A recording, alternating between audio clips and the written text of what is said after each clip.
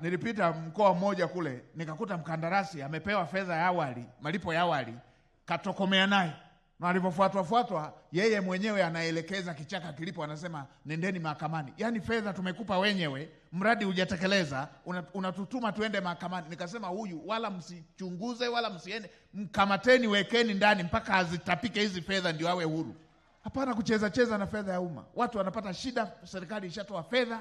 Sasa na hapa niliambiwa wameanza kuzungukia mradi baada ya kusikia ratiba ya ziara. Meneja wa TARURA yuko wapi? TARURA, hebu tuambieni huu mradi huu malipo ya awali alishatoka, kitu gani kimechelewesha? Unaletwa mtambo mmoja, nusu mtambo, nini shida ni nini? Huu mradi wa taxi hapa, mkandarasi amekuwa na visingizio mbalimbali.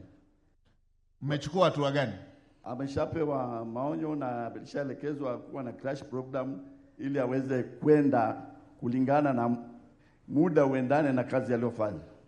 Mmechukua hatua gani? Mheshimiwa Waziri Mkuu, kwa sababu mradi huu unasimamiwa kwa ushirikiano kati ya mkurugenzi na TARURA wilaya, naomba maelezo zaidi. Yuko wapi TARURA wilaya? Ninaye hapa. Hebu tuambie mmechukua hatua gani?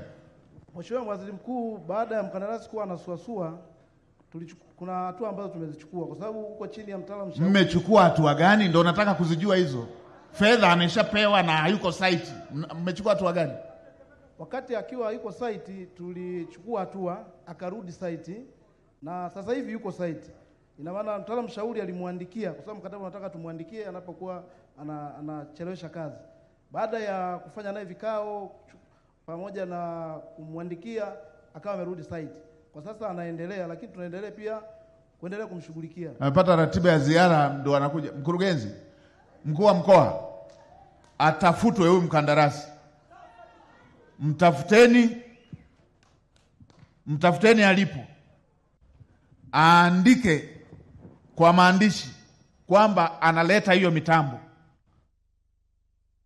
Ninapomalizia ziara Monduli, niwe nimeshapata hayo maandishi kwamba analeta hiyo mitambo yote inayostahili.